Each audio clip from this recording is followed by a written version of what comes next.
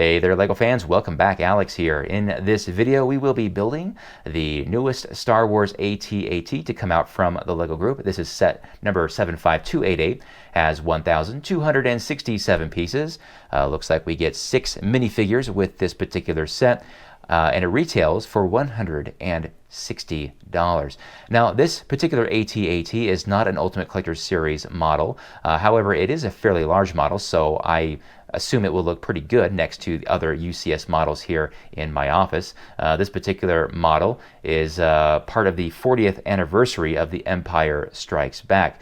Now, I'm actually very happy this came out this year because I have not been able to get my hands on any of the previous AT-ATs, so very happy to actually have one finally in my collection. So with that being said, let's go ahead and get this thing built. I will, of course, do a time-lapse build, a quick review, and find a spot for it here on a shelf in my office among its peers.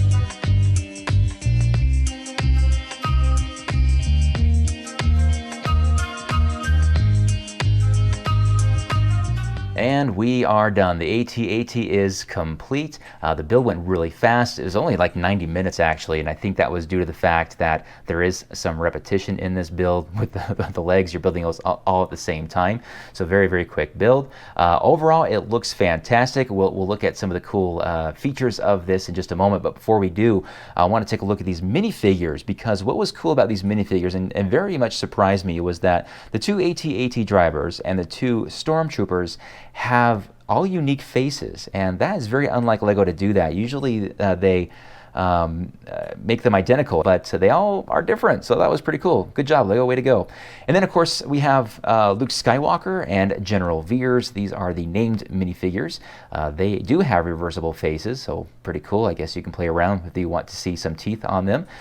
There's some accessories here as well, which is pretty cool. You get this tripod gun as well as a snow speeder. And what's really cool about the snow speeder is there's a place to put it. There's a kind of a parking garage in the rear of the AT-AT. Open this thing up and it can come out and fly around. Only one of them with this. You get 2 snow troopers, but only one gets to ride around on the snow speeder. The AT-AT has these massive gull-wing doors on both sides, and I think this is a fantastic design approach. What this does is it allows people with larger hands to get inside of this thing and get their minifigures and other smaller items that are sometimes a pain to get to on those smaller doors in other sets. And they open and close with very, very nice ease, and they fit so nicely when you close them against the side. Behind the neck, or the scruff of the AT-AT, reveals this little compartment here, and you have this gear that allows you to raise and lower Luke Skywalker underneath the belly of this beast, and that allows him to, of course, throw his detonator inside and blow this thing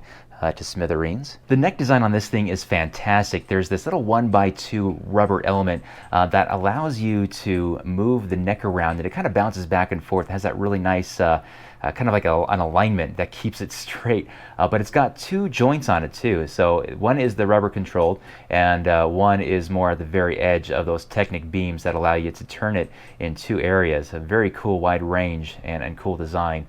And the main control room, which is the head of this beast here, you have this panel at the very top, opens up very nicely just like that. And inside it does look like it's close quarters, but there is enough room to actually fit all 3 of those main minifigures, General Veers and the 2 pilots. There are, I believe, 4 1x2 dark bluish gray cheese slopes in there that are control panels for the pilots. Another feature with the AT-AT is, when this, I guess, is going to come down to playability, but it has these little red missile elements, these things that fires these, right? It comes with actually 4 of these, so you get a couple extra to load in, but you push on this area right here and that fires it out like so, and you lose your Lego pieces. Anyway, I won't be using that feature, but it's kind of cool that they give you a couple of extra ones just in case the inevitable happens and you lose these. Take a quick look at the instruction booklet. It's pretty typical, nothing too crazy or thick. A couple pages in, and we see the amount of sections that you're going to be building in. 8 sections in total. Again, this goes very, very fast. I think there are a total of 328 steps thereabouts. And at the very back, we just get an inventory of the pieces, which in this case are going to be the majority of them are going to be the light bluish gray. And you know what? On that particular subject of color, I've seen some complaints that Lego, when it comes to Star Wars sets, it's just this gray blob, right? And I mean, I don't want to fault it too much because that's what color they are. So many Star Wars sets are the light bluish gray. You have the Death Star, the Star Destroyer, even the Millennium Falcon, and now you have the AT-AT Walker, among many others, that are just this gray color. And it's tough to fault them because they're just following what it is. I mean, what do we expect? Them to have yellows and blues and pinks all over this thing? I mean, come on now. But all in all, I think this particular set looks fantastic. And you know what? It's time to find a spot for it here in the office.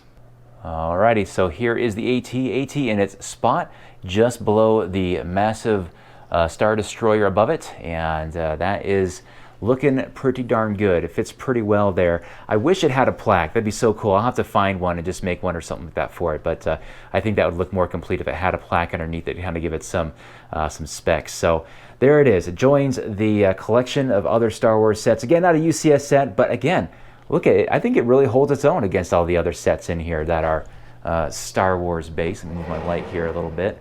So it's getting pretty full, guys. So I'm going to have to figure out another option on and how am I going to fit more Star Wars sets in here. But anyway, guys, hope you enjoyed that video, that build review, and of course the place of the new AT-AT for 2020.